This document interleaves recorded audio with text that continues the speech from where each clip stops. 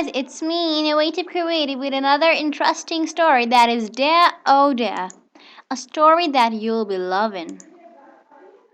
So let's start this.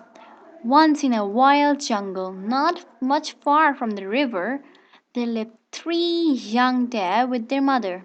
Their mother was very conscious about her fawns and took extreme care of them all. The young deer were namely known as Jester, Cranky and Guava. Guava was the youngest of them all. The jungle is not a pleasant place. There is no peace in the jungle for you when you are prey. You never know whose food you may become at any moment of yours. Likewise, the mother deer had fright that her fawns may not get eaten at night, or when they wish to play with their friends along the river. Most of the young animals were heard to get eaten near that river, as the predators had their caves near the river. Mother Deer had a friend, Sarah the Fox, who seemed to be quite a good friend of hers. She seemed as she was the one to hear all of her problems and provide her with a good solution.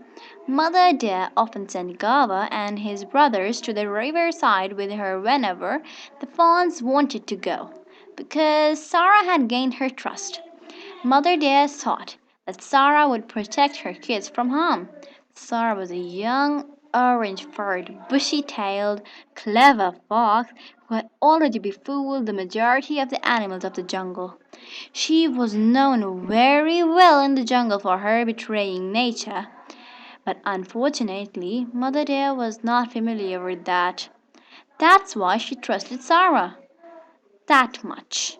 She even told her fears and weaknesses to her, which was a base for putting Mother Deer's and her fawn's life in threat. Oh yeah. So what will happen? Barber Sher, the king of the jungle, was a terrifying and wild lion.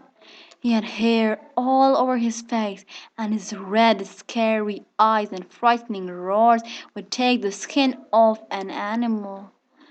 Barber had his kingship in the jungle, and every animal obeyed him.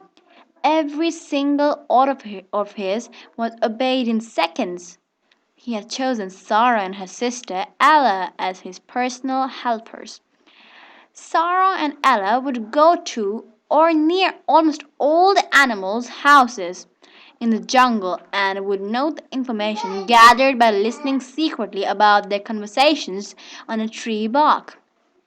Then they would tell Barbershire about them. In this way, Barber got to know the correct time for attacking his dinner.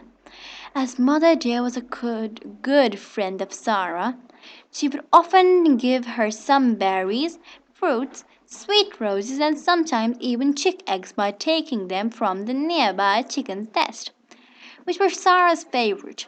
Despite getting all these gifts from her closest friend, still she told every single thing to Barber about her and the fawns. This tells how a bad friend she was, because her friends were trusting her past the limits, and she was not caring about her at all, as she was disclosing her weaknesses in front of Barber. But then what happens next? So let's see that. One night, when Mother Deer and the young deer were fast asleep, there started a weird sound, which was like the sound that bushes made when someone hid in them. Then it started to get higher, which eventually made Mother Deer wake up. She heard some scary growling noises and a creepy laughter, which was similar to that of Sarah when she laughed at Mother Deer's funny jokes. But that time it was evil. Wolves were howling at the full moon, and there were cricket and beetle of sounds. All of a sudden, the silhouette of a fox appeared in her sight. The fox was continuously laughing an evil laugh. Next to her, another fox was rubbing her nails against a tree to sharpen them. Behind her there was a gigantic shadow, with red eyes glinting in the dark bushes. The full moon's bright light reflected the sharp fangs into the little eyes of Mother Deer. Mother Deer could not understand what was going on, but she did get to know that it was the correct time to wake up her deer and pull them far away from there. The moment she tried to pull up her fawns, the lion jumped out of the bush and gripped Mother Deer's neck and thin legs tightly. Then he dug his pointed nails deep into her neck and snatched them out. And that was the end of the Mother Deer. And then finally, Sarah the fox quickly carried the young fawns on her back, and Ella held Gava in her palms and took them far away. Gava bit hardly on Ella's arms, escaped out of her dirty paws, and ran away from there. Gava, Gava, help us, don't leave us. Don't you remember what Mama said? Always stick together. Gava could not understand what to do. He just ran and ran.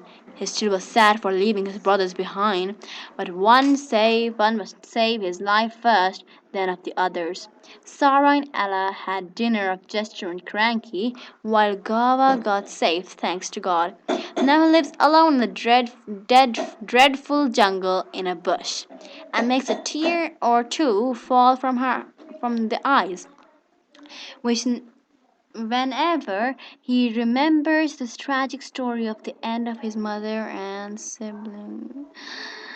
I can't feel the feeling that Gava had.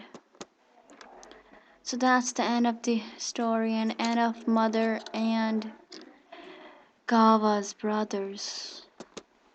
So we have a moral in the story. Never trust a friend that much that he leads you to death, like Sarah the stupid and cruel fox. Thanks for watching, and I wish that you liked our videos and our today's video. Thanks for watching.